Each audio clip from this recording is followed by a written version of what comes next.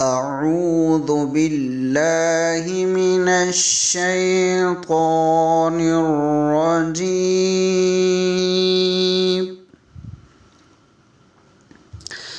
بسم الله الرحمن الرحيم.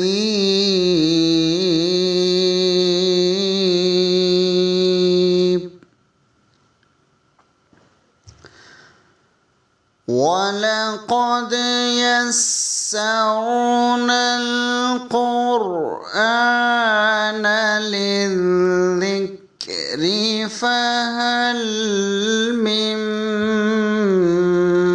مُّدَّكِرٍ. صدق اللہ العظیم.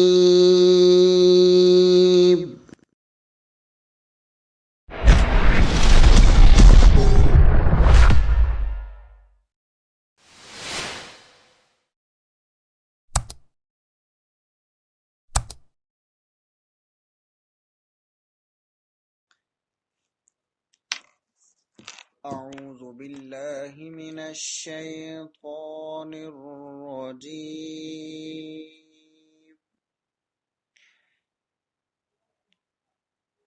بسم اللہ الرحمن الرحیم.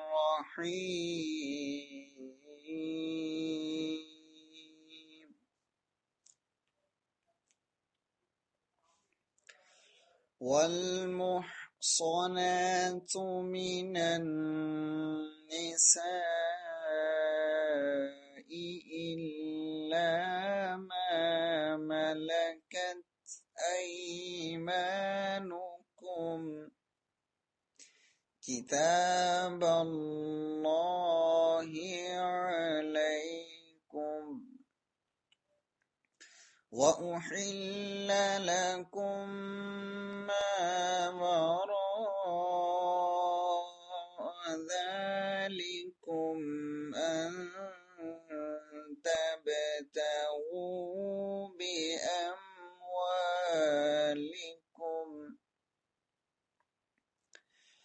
محصنين غير مسافحين فما استمتعتم به منهن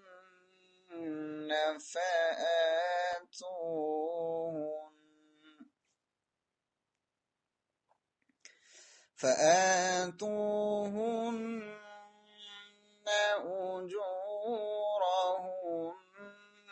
أجورهن فريضة ولا جناح عليكم فيما تراضيتم به من بعد الفريضة إن الله كان عليما حكيما. صدق اللہ العظیم. پارہ نمبر 5. 5ویں پارے میں سورہ النساء بیان ہو رہی ہے. اس سورت کے نام سے بھی یہ ظاہر ہے کہ اس میں بچوں اور خواتین کے مسائل بیان ہوئے ہیں. النساء عربک زبان میں عورتوں کو کہا جاتا ہے. امراتن ایک عورت جس کی جمع النساء ہے. اور اسلامی معاشرے کے استحکام کے اصولوں کا تذکرہ ہے. بطور خاص عائلی مسائل یعنی فیملی مسائل، معاشرتی، سیاسی اور عدالتی احکام بیان کیے گئے ہیں. مزید اسلامی ریاست کے بیرونی اور اندرونی دشمنی منافقت کی علامات اور ان سے مسلمانوں کے تعلقات پر بھی ڈسکشن کی گئی ہے. اسلام کی 2 عظیم خوبیاں ہیں.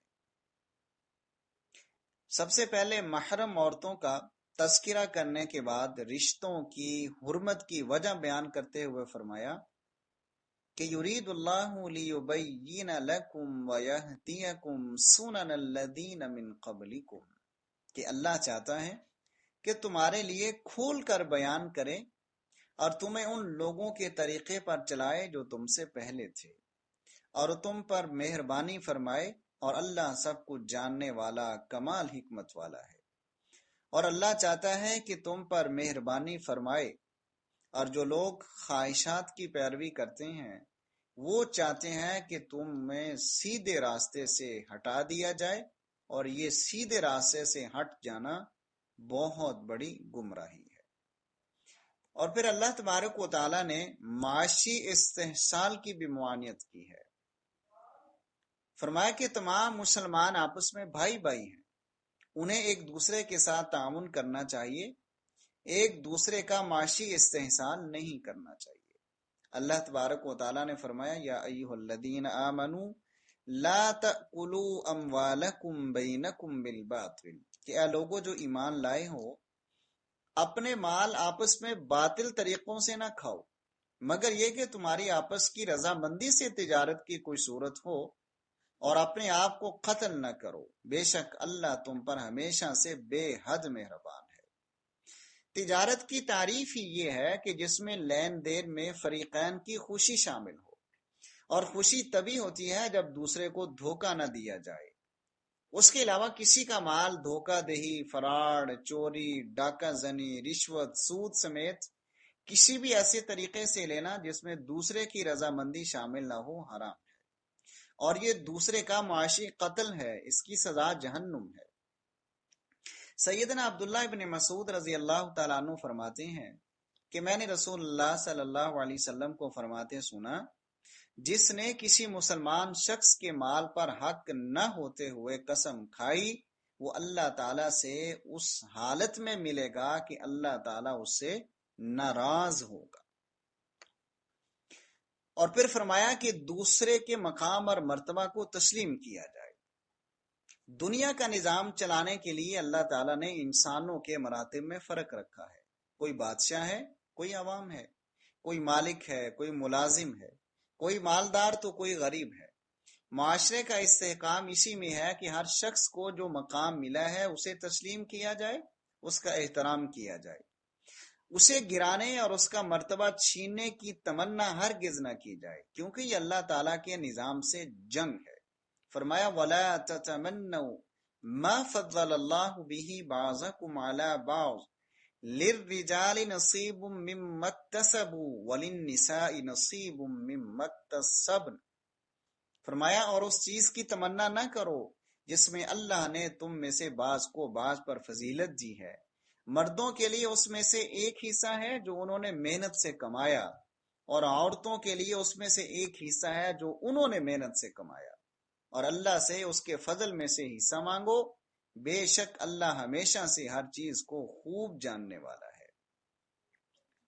اور گھریلو معاملات میں مرد کو حاکم قرار دیا ہے۔ گھر بھی ایک ادارہ اور ایک سلطنت ہے، جس طرح ہر ادارے کا ایک سربراہ ہوتا ہے، سربراہ کے بغیر کوئی چھوٹے سے چھوٹا ادارہ بھی نہیں چل سکتا۔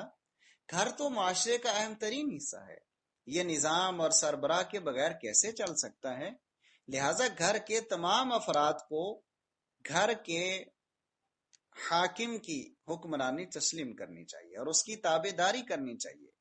اللہ تعالیٰ فرماتے ہیں کہ الرجال قوامون علی النساء، مرد عورتوں پر نگران ہے، اس وجہ سے کہ اللہ نے ان کے بعض کو بعض پر فضیلت عطا کی، اور اس وجہ سے کہ انہوں نے اپنے مالوں سے خرچ کیا۔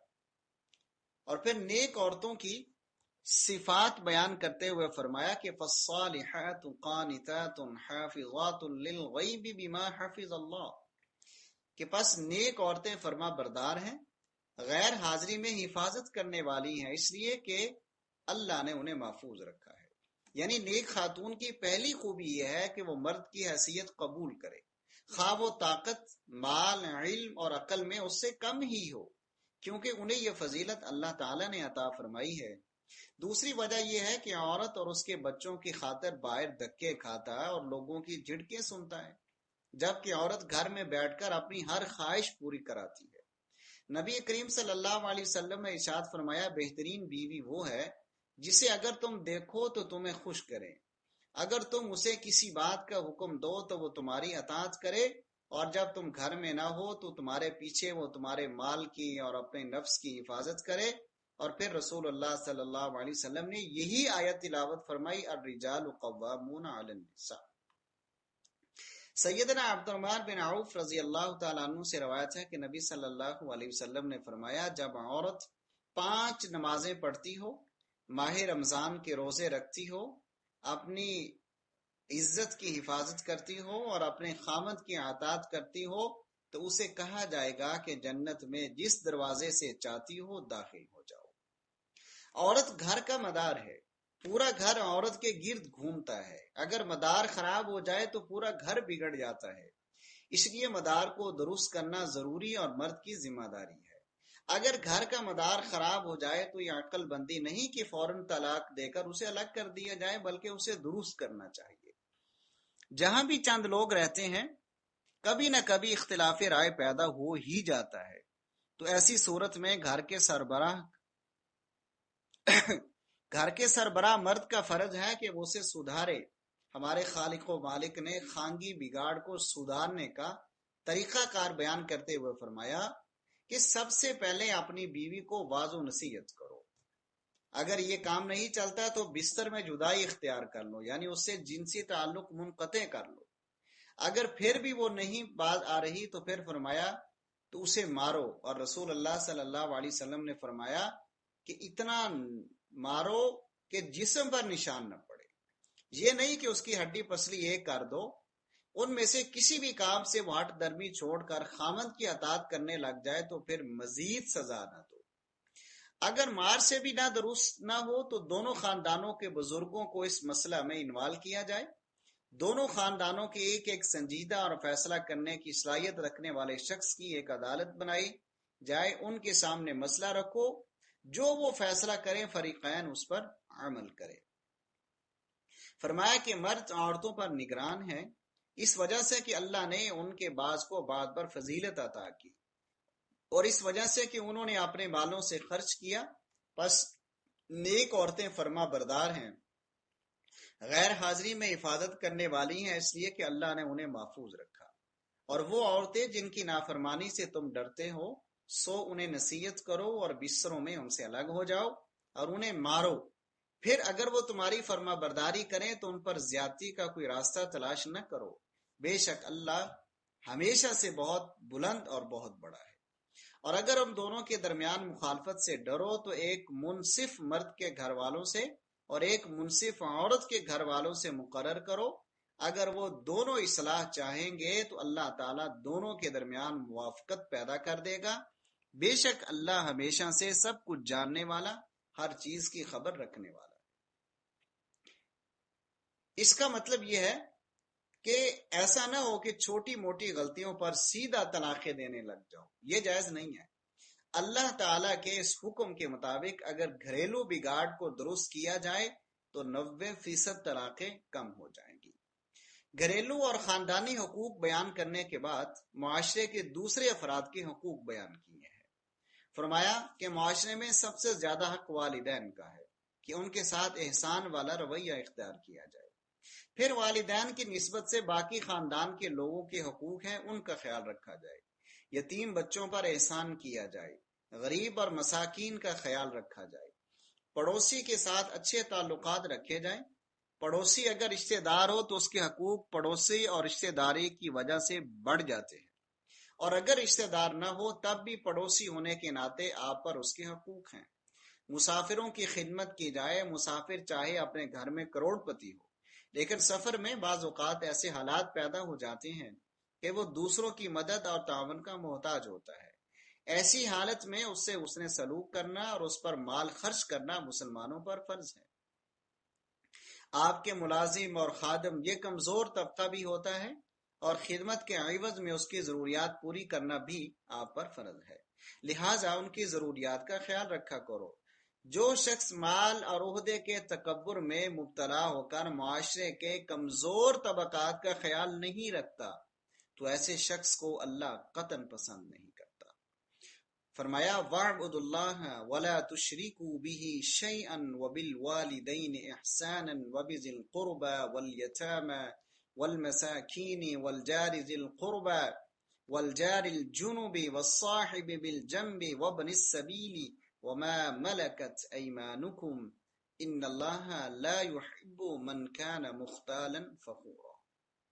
اور پھر یہاں مسجد میں حاضر ہونے کے آداب بتلائے ہیں۔ مسلم معاشرے میں مسجد کا ایک اہم مقام ہے۔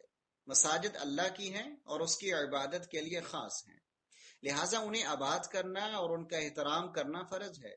اللہ تعالیٰ نے مساجد میں داخل ہونے کے آداب بیان کرتے ہوئے فرمایا کہ مسجد جب بھی جاؤ تو ذہنی، قلبی اور جسمانی طہارت کے ساتھ جاؤ، لہذا کوئی شخص نشے کی حالت میں مسجد میں داخل نہ ہو، یعنی جب تک وہ اتنی ہوش میں نہ آ جائے کہ اپنی بات کو سمجھ سکتا ہو۔ جنابت کی حالت میں مسجد میں داخل نہ ہو یہاں تک کہ وہ غسل کر لے۔ ہاں، اگر اس کے گھر کا راستہ مسجد کے اندر سے گزرتا ہے تو مجبوری کی حالت میں مسجد سے گزرا جا سکتا ہے۔ اگر غسل کے لیے پانی میسر نہ ہو یا کسی پریشانی کے سبب پانی استعمال کرنا ممکن نہ ہو تو تیمم کر لیں، لیکن بلا طہارت مسجد میں داخل نہ ہو۔ فرمایا یا ایھا الذین اوتوا الکتاب آمنوا بما نزلنا مصدقا لما معکم۔ یہود و نصارہ کو اللہ تعالیٰ نے اپنے دین کا امین اور ذمہ دار بنایا تھا، لیکن آج ان کی حالت یہ ہے کہ وہ ہدایت کی بجائے گمراہی کو سینے سے لگائے ہوئے ہیں۔ لوگوں کو اللہ کا راستہ بتانے کی بجائے اللہ کے راستے سے روکنے کا کام کر رہے ہیں۔ کتاب اللہ کے الفاظ بدلتے ہیں، نبی کی بات سن لینے کے بعد کھلا ماننے سے انکار کرتے ہیں، نبی کا مذاق اڑاتے ہیں، دین میں تانا زنی کرتے ہیں، بتوں کی پوجا کرتے ہیں، صرف حسد کی وجہ سے اسلام کے مقابلے میں کافروں کے دین کو زیادہ صحیح کہتے ہیں۔ ان کے جرائم گنوانے کے بعد اللہ نے انہیں تنبیہ کرتے ہوئے فرمایا اے لوگوں جنہیں کتاب دی گئی ہے اس پر ایمان لاؤ جو ہم نے نازل کیا، اس کی تصدیق کرنے والا ہے جو تمہارے پاس ہے، اس سے پہلے کہ ہم چہروں کو مٹا دیں پھر انہیں ان کی پیٹھوں پر پھیر دیں یا ان پر لعنت کریں، جس طرح ہم نے ہفتے کے دن والوں پر لعنت کی تھی، اور اللہ کا حکم ہمیشہ پورا ہو کر رہتا ہے۔ اللہ تعالیٰ نے ایک آیت میں ایک سائنسی حقیقت کو بیان فرمایا ہے کہ بے شک وہ لوگ جنہوں نے ہماری آیات کا انکار کیا ہم انہیں عنقریب ایک سخت آگ میں جھونکیں گے، جب بھی ان کی کھالیں گل سڑ جائیں گی ہم انہیں ان کے علاوہ اور کھال بدل دیں گے تاکہ وہ عذاب چکھیں۔ یعنی ایک باڈی کی یہ جلد سڑ جائے گی تو اللہ تعالیٰ دوبارہ نہیں ڈال دے گا اور پھر عذاب میں ڈال دے گا۔ اللہ تعالیٰ ہم سب کو اسے محفوظ رکھے۔ یعنی جہنم میں آگ سے جب آدمی کی جلد جل جائے گی تو اسے بدل دیا جائے گا۔ اس کی سائنسی وجہ یہ بیان کی گئی ہے کہ انسانی جسم میں تکلیف کو محسوس کرنے کی حس جلد میں ہوتی ہے، لہذا اس کی تکلیف میں اضافہ کرنے کے لیے بار بار ان کی جلد تبدیلی کی جاتی رہے گی۔ بنی اسرائیل نے امانتیں یعنی ذمہ داری کے منصب اور مذہبی پیشوائی اور قومی سرداری کے مرتبے ایسے لوگوں کو دینے شروع کر دیے جو نااہل، کم ظرف، بد اخلاق، بد دیانت اور بدکار تھے۔ اس کا نتیجہ یہ نکلا کہ برے لوگوں کی قیادت میں ساری قوم خراب ہوتی چلی گئی۔ مسلمانوں کو ہدایت کی جا رہی ہے کہ تم ایسا نہ کرنا، بلکہ امانتیں ان لوگوں کے سپرد کرنا جو ان کے اہل ہوں، یعنی جن میں بار امانت اٹھانے کی صلاحیت ہو۔ امانت میں خیانت اتنا بڑا گناہ ہے کہ شہادت سے بھی معاف نہیں ہوتا۔ سیدنا ابو ہریرہ رضی اللہ تعالیٰ عنہ سے روایت ہے کہ خیبر سے واپسی پر رسول اللہ صلی اللہ علیہ وسلم وادی القریٰ کی طرف روانہ ہوئے۔ جب وہاں پہنچے تو آپ کا غلام مدعم آپ کی اونٹنی سے پالان اتار رہا تھا کہ اسے ایک اندھا تیر لگا، جس نے اسے قتل کر دیا۔ لوگوں نے کہا اسے جنت مبارک ہو، تو رسول اللہ صلی اللہ علیہ وسلم نے فرمایا ہرگز نہیں۔ اس ذات کی قسم جس کے ہاتھ میں میری جان ہے، وہ چادر جو اس نے خیبر کے دن غنیمتوں میں سے لی تھی جو ابھی تقسیم نہیں ہوئی تھی، اس پر آگ بن کر شعلے مار رہی ہے۔ یعنی اس غلام نے وہ چادر اپنے اوپر پہنی ہوئی تھی اور بغیر اجازت کے ابھی اسے ملی نہیں تھی، یعنی شہادت سے اس گناہ کے معاف نہ ہونے کی وجہ یہ معلوم ہوتی ہے کہ یہ لوگوں کے حقوق ہیں، جب آپ کو مل جائے تو پھر آپ کا حق ہے۔ اور پھر فرمایا یا ایھا الذین آمنوا اطیعوا اللہ واطیعوا الرسول واولی الامر منکم، اے لوگو جو ایمان لائے ہو، اللہ کا حکم مانو اور رسول کا حکم مانو، اور ان کا بھی جو تم میں سے حکم دینے والے ہیں۔ پھر اگر تم کسی چیز میں جھگڑ پڑو تو اسے اللہ اور رسول کی طرف لوٹاؤ، اگر تم اللہ اور یوم آخر پر ایمان رکھتے ہو، یہ بہتر ہے اور انجام کے لحاظ سے زیادہ اچھا ہے۔ اس کا معنی یہ ہے کہ مسلمانوں کو ہر حال میں اپنے حکمرانوں کی اطاعت کرنی چاہیے، الا یہ کہ وہ صریحاً قرآن و سنت کے خلاف حکم صادر کریں۔ اس آیت میں اللہ اور اس کے رسول کی اطاعت ہمیشہ اور مطلق ہے، جبکہ حکمرانوں کی اطاعت مشروط ہے۔ اگر وہ شریعت اسلامیہ کے مطابق حکم دے تو ان کی اطاعت کرنا مسلمانوں پر فرض ہے، اگر ان کا حکم قرآن و سنت کے صریحاً خلاف ہو تو اس کی اطاعت ہرگز نہ کی جائے گی۔ اس صورت میں قرآن و سنت کی طرف رجوع کیا جائے گا۔ اسلام کے برعکس جمہوریت نے لوگوں کا یہ مزاج بنا دیا ہے کہ اپنے حکمرانوں کی ہمیشہ ہی مخالفت کرنی ہے، حالانکہ حکمرانوں کے ساتھ اگر وہ قرآن و سنت کا ماننے والے ہیں تو ہمارا رویہ ان کے ساتھ خیر خواہانہ اور اطاعت ہونے والا ہونا چاہیے۔ اگر وہ قرآن و سنت کے مطابق حکم نہیں دیتے ہیں، وہ دین کے خلاف قانون سازی کرتے ہیں، تو ہم ان کا حکم نہیں مان سکتے ہیں۔ رسول اللہ صلی اللہ علیہ وسلم کی اطاعت کا مقصد یہ ہے کہ اپنی زندگی کے تمام معاملات میں آپ صلی اللہ علیہ وسلم کو فیصل اور جج مانا جائے۔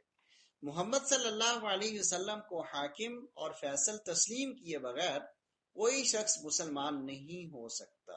اللہ تعالیٰ نے واضح الفاظ میں فرمایا فَلَا وَرَبِّكَ لَا يُؤْمِنُونَ حَتَّى يُحَكِّمُوكَ فِي مَا شَجَرَ بَيْنَهُمْ، پس نہیں تیرے رب کی قسم ہے وہ مومن نہیں ہوں گے یہاں تک کہ آپ صلی اللہ علیہ وسلم کو اس میں فیصلہ کرنے والا نہ مان لے۔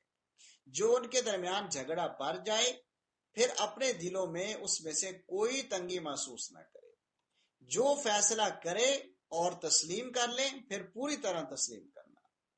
تو اس آیت میں اللہ تبارک و تعالیٰ نے قسم کھا کر مومن ہونے کی 3 شرطیں بیان کی ہیں۔ پہلی یہ کہ کسی بھی جھگڑے کا فیصلہ رسول اللہ کے علاوہ کسی اور کے پاس نہ لے جایا جائے۔ دوسری یہ کہ آپ صلی اللہ علیہ وسلم کے فیصلے پر دل میں کسی قسم کی تنگی محسوس نہ کی جائے۔ اور تیسری یہ کہ صاف اعلان کرے، اس فیصلے کو تسلیم کرتے ہوئے اس پر عمل کیا جائے۔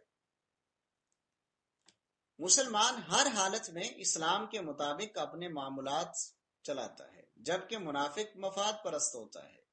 اسے اسلام میں مفاد دکھائی دے تو اسلام اور مسلمانوں کے ساتھ، اگر دوسری طرف مفاد دکھائی دے تو اسلام کو لات مار کر ادھر چلا جاتا ہے۔ وہ اپنے معاملات کو اسلامی عدالت میں اسی صورت میں لاتے ہیں جب انہیں اسلامی قانون میں فائدہ نظر آتا ہے، بصورت دیگر وہ کافر نظاموں اور کفری عدالتوں میں جانے سے جھجکتے نہیں ہیں۔ رسول اللہ صلی اللہ علیہ وسلم سے فیصلہ کروانے میں منافقین کا رویہ بیان فرمایا کہ اور جب ان سے کہا جائے کہ جو کچھ اللہ نے نازل کیا ہے اس کی طرف اور رسول کی طرف آؤ تو منافقوں کو دیکھیے گا کہ تجھ سے منہ موڑ لیتے ہیں۔ صاف منہ موڑنا ہے، یعنی یہ منافقین کی نشانی ہے کہ وہ طاغوتی نظاموں کے مطابق فیصلہ کرنے والی عدالتوں میں بخوشی اپنے فیصلے لے کر جاتے ہیں اور اسلام کے فیصلوں سے وہ نفرت کرتے ہیں۔ سورہ الفاتحہ میں مسلمان بندوں کی طرف سے ہدایت یافتہ لوگوں کے راستے پر چلنے کی دعا کی گئی ہے۔ اللہ تعالیٰ نے اس کی دعا قبول کرتے ہوئے اپنے ہدایت یافتہ، وہ جو ہم دعا کرتے ہیں نا صراط الذین انعمت علیہم، ان لوگوں کا راستہ، تو وہ جو انعام والے لوگ ہیں ان کا ذکر یہاں کیا گیا ہے۔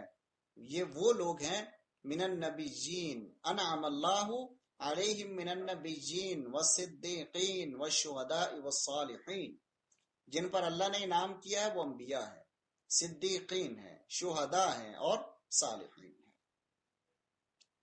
اگر اللہ تعالیٰ کچھ لوگوں کو کوئی ملک، طاقت اور حکومت عنایت کر دے تو ان پر فرض ہے کہ وہ دوسرے علاقے کے مسلمانوں کی بھی حفاظت کرے۔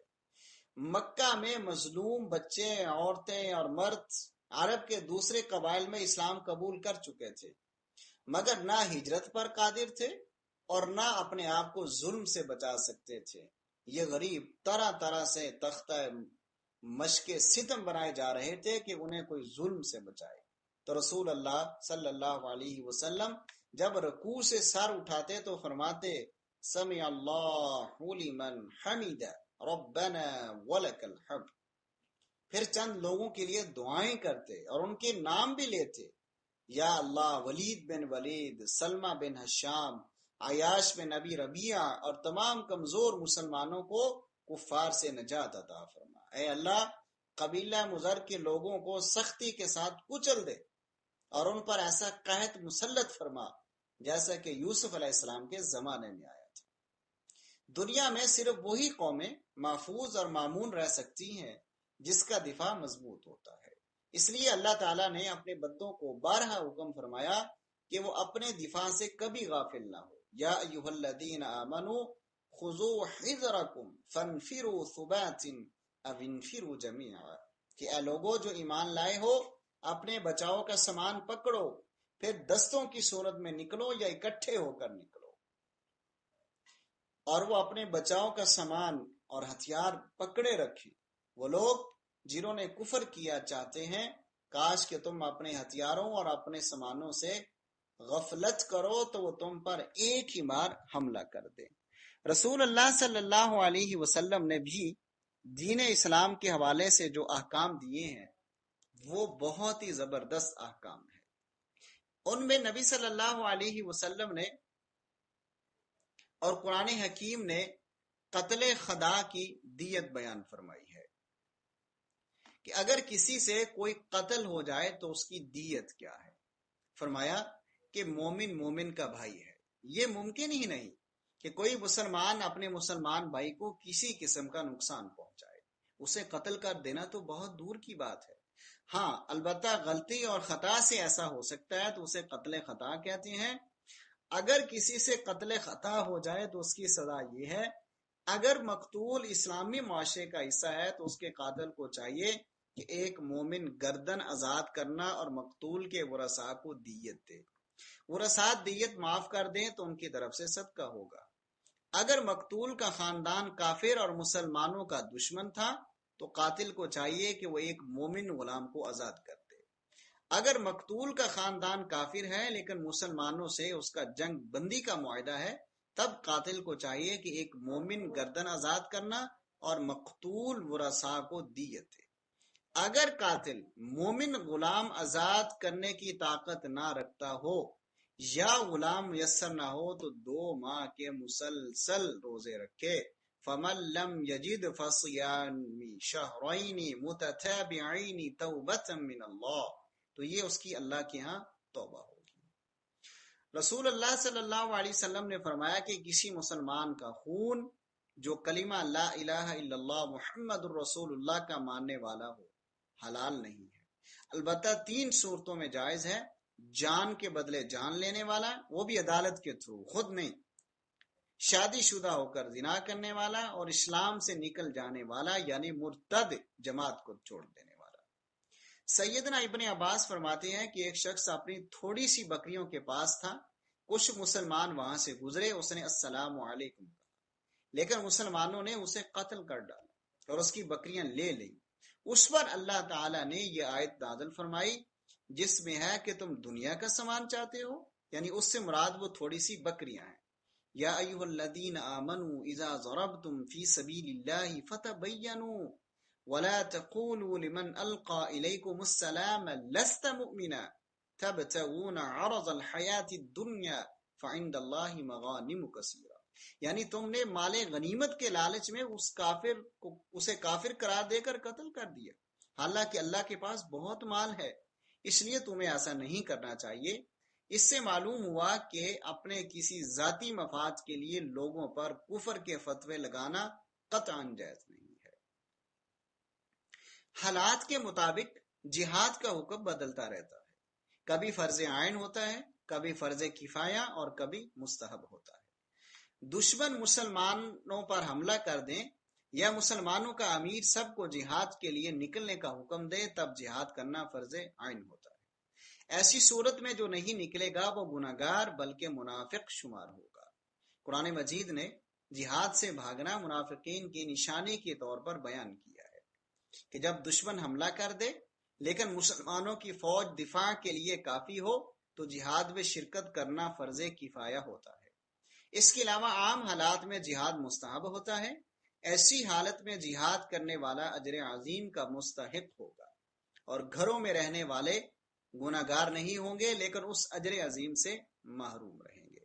رسول اللہ صلی اللہ علیہ وسلم نے فرمایا جنت میں 100 درجے ہیں جو اللہ تعالیٰ نے اپنے راستے میں جہاد کرنے والوں کے لیے تیار کیے ہیں۔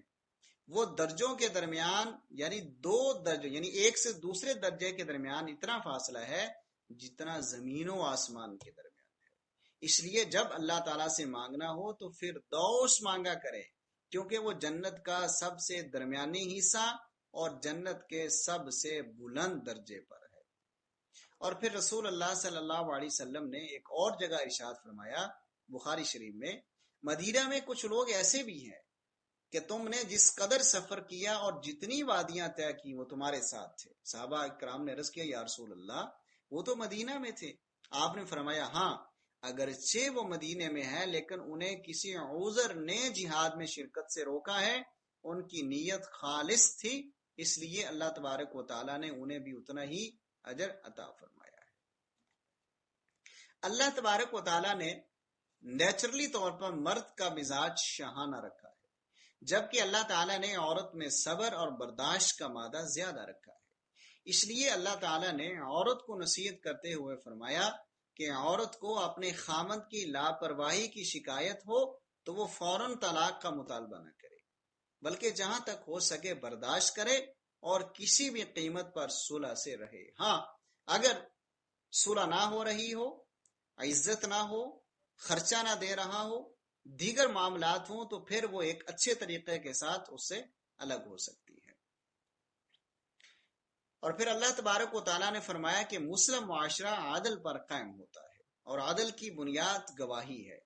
دوسرے لفظوں میں اسلامی معاشرے کی بنیاد چیز وہ سچی گواہی دینا ہے۔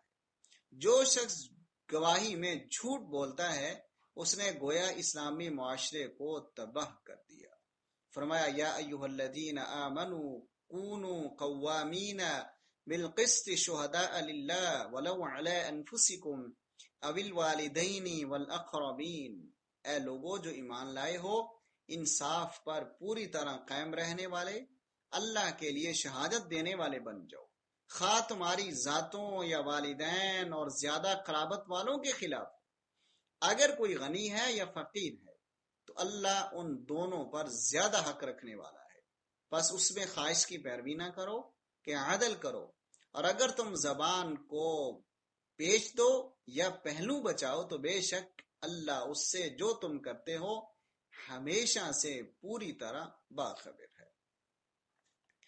اسلامی معاشرے سے متعلق ہدایات دیتے ہوئے اس میں بسنے والے آستین کے سانپ منافقین کے کردار سے بھی پردہ اٹھایا تاکہ مسلمان ان کے ایمان لانے کے دعوے سے انہیں مسلمان نہ سمجھ لیں اور نقصان نہ اٹھائیں۔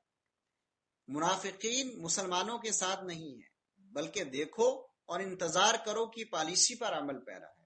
اگر مسلمان کامیاب ہو گئے تو ان کے ساتھ ہو جائیں گے اور اگر کافروں نے مسلمانوں کو ختم کر دیا تو ان کے ساتھ ہوں گے۔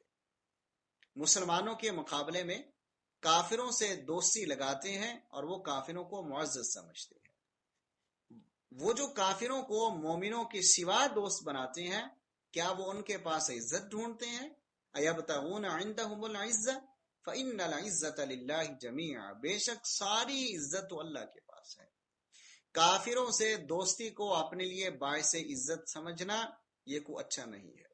منافق اللہ کو اور مسلمانوں کو دھوکہ دینا چاہتے ہیں، دین کا مذاق اڑاتے ہیں۔